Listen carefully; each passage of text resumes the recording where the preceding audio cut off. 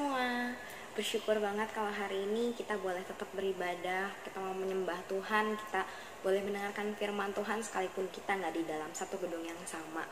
Teman-teman, di hari-hari ini Tuhan ngajarin kita sama-sama buat tetap percaya sama rencananya Dia. Kita mau terus setia sama Tuhan, ayo kita berdoa, ayo kita terus datang menghampiri tahta Tuhan. Sekalipun kita belum lihat hasilnya, sekalipun kita belum lihat jawaban dari setiap doa kita, tapi bukan berarti Tuhan diem, bukan berarti Tuhan gak bekerja. Tuhan selalu bekerja buat setiap anak-anaknya untuk mendatangkan kebaikan. Mari teman-teman, saat sore hari ini kita mau datang ke hadirat Tuhan. Kita mau terus berserah sama Tuhan, mengandalkan Tuhan. Kita mau angkat pujian ini, Tuhan ku percaya. Yes Tuhan, terima kasih Yesus.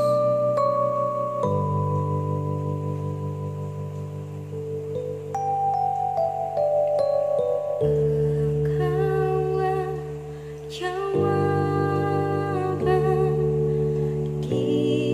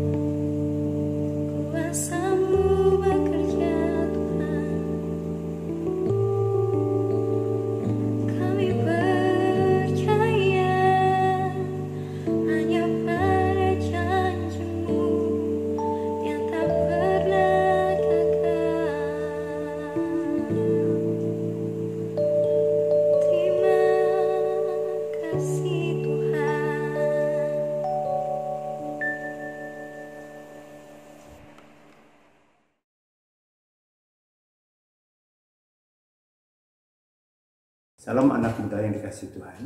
Kita bersyukur hari ini kita bisa bertemu dan kita belajar dengan satu tema yang sangat luar biasa, yaitu mengenai doa Bapa Kami. Kenapa ada doa Bapa Kami? Itu hal yang menarik. Lukas 11 ayat 1 katakan, pada suatu kali Yesus sedang berdoa di salah satu tempat.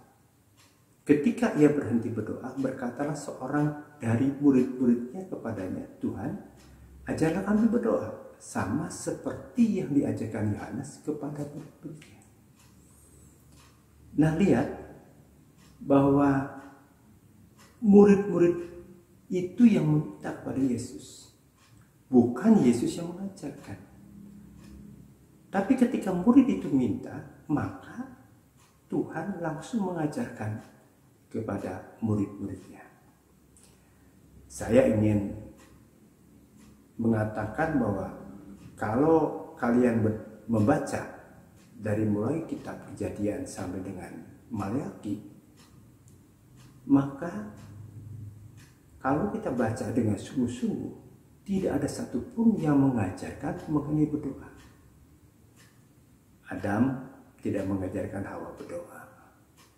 Adam dan Hawa tidak mengajarkan anak-anaknya, baik Kain, baik Habil, atau Set untuk berdoa. Demikian juga, kemudian kalau kita maju, Abraham juga tidak mengajarkan Ishak berdoa. Ishak tidak mengajarkan kepada Yakub untuk berdoa. Demikian juga ketika peristiwa Musa mengadakan mujizat, dan ketika mengadakan tulah, maka dikatakan bahwa Firaun sendiri yang meminta kepada Musa untuk berdoa. Bukan Musa yang mengajarkan berdoa kepada Firaun. Bahkan bukan Musa mengajarkan kepada Harun untuk berdoa. Jadi kalau kita melihat sepanjang kitab Kejadian sampai dengan Maleakhi, kalau kita teliti semuanya, tidak ada satupun yang mengajarkan caranya berdoa. Ketika Daud bersalah, Nathan tidak mengajari Daud berdoa. Kalau kita belajar mengenai doa Bapa Kami, ini sesuatu yang penting. Apa yang penting dari doa Bapa Kami? Dan kenapa murid minta kepada Yesus untuk mengajarkan? Karena murid-murid melihat Yesus selalu menyediakan waktu untuk berdoa di dalam hidup dan pelayanannya. Nah, oleh sebab itu, murid-murid pun ingin belajar kepada Tuhan Yesus. Apa isi doa Bapa Kami? Ini juga hal yang menarik. Ya. Yang pertama, kalau kita melihat apa isi doa Bapa Kami? Yang pertama adalah doa adalah komunikasi kita dengan Bapa. Matius 6 ayat 9 dikatakan, karena itu berdoalah demikian, Bapa Kami yang di surga, dikuduskanlah namamu. Kata Bapa Kami itu menunjukkan apa? Menunjukkan bahwa nilai yang terutama dari doa yang diajarkan Yesus adalah relasi Allah dan manusia. Apa artinya? Yesus ingin mengatakan bahwa ketika engkau berdoa, ketika kalian berdoa, engkau berdoa bukan kepada Tuhan yang jauh, Tuhan yang menakutkan, Allah yang menyeramkan. Tapi kita berdoa kepada satu pribadi yang begitu dekat. Sehingga Yesus mengajarkan kalau engkau berdoa, berdoalah demikian. Apa? Bapa Kami. Artinya apa? Kita punya satu relasi yang dekat dengan siapa kita berdoa. Itu yang pertama. Dari doa adalah komunikasi kita dengan Bapa. Kemudian, kita juga harus tahu bahwa doa harus membuktikan relasi hangat dengan Allah. Relasi hangat bagaimana? Relasi hangat seperti anak kepada bapaknya. Apa sih yang dilakukan oleh anak?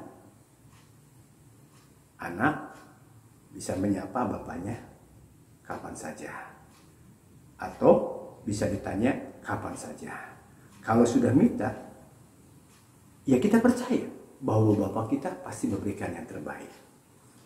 Dan kalau kita minta ampun, kita percaya bahwa kita sudah diampuni. Ada anak setiap kali minta ampun sama bapaknya kalau ketemu? Tentu tidak kan? Biasa aja kali, nyantai gitu. Nah, inilah yang harus kita ketika berdoa punya relasi hangat dengan Allah. Lalu apalagi? Doa harus lahir dari kedekatan hubungan dengan Bapa yang memahami dan pasti menjawab doa. Artinya apa? Ketika kita berdoa, kita percaya bahwa Bapa akan mendengar dan mengabulkan dan memberikan yang terbaik. Boleh saja diingatkan. Ketika kita bertemu, ketika kita berdoa, kita boleh saja mengingatkan. Tapi bukan memaksa. Mengingatkan banyak hal. Bisa saja seperti anak kepada bapak. Pak, jangan lupa besok uang jajan. Pak, jangan lupa sepatu baru. Pak, jangan lupa nanti tanggal sekian ulang tahun. Pak, jangan lupa nanti keperluan buat sekolah atau apapun. Nah, doa itu harus lahir dari kedekatan hubungan dengan Bapa yang memahami dan pasti menjawab doa. Doa juga harus apa? Doa harus merupakan kebutuhan mendasar yang lahir dari hubungan yang akrab dengan Bapa. Jadi hubungannya akrab. Kalau hubungannya akrab artinya bisa dilakukan di mana saja dan kapan saja. Ketika kita melakukan apa saja. Nah, itulah artinya doa Bapa kami yang pertama. Doa adalah komunikasi kita dengan Bapa. Jadi doa harus merupakan bukti cinta kita kepada Bapa. Yang kedua, apa isi doa Bapa kami? Yang kedua, doa harus disertai dengan pengakuan dan kerendahan hati. Pengakuan yang mana? Kerendahan hati yang mana? Yang pertama, mengakui Allah yang kudus dan kerajaannya. Oleh sebab itu kalau kita baca Matius 6 ayat 9-10 dikatakan, karena itu berdoalah demikian, Bapa kami yang di surga, dikuduskanlah namamu, datanglah kerajaanmu, jadilah kehendakmu seperti di surga. Artinya apa? Walaupun aku tidak kudus, engkau tetap kudus dan tidak terpengaruh. Ya. Artinya apa? Walaupun aku tidak kudus, engkau tetap kudus dan tidak terpengaruh. Bukan berarti kemudian ketika kita memanggil Bapa menganggap remeh, menganggap enteng, bukan. Bapa kami yang di surga, dikuduskanlah namamu, datanglah kerajaanmu, jadilah kehendakmu di bumi seperti di surga. Artinya tetap kita menguduskan Bapa, artinya tetap kita mengharapkan kerajaan Allah datang walaupun aku tidak kudus. Itu yang pertama, itu yang mengakui, artinya mengakui Allah yang kudus dan kerajaannya. Nah, doa juga harus disertai dengan pengakuan dan kerendahan hati yang mana lagi? Pengakuan dengan kerendahan hati berharap kecukupan.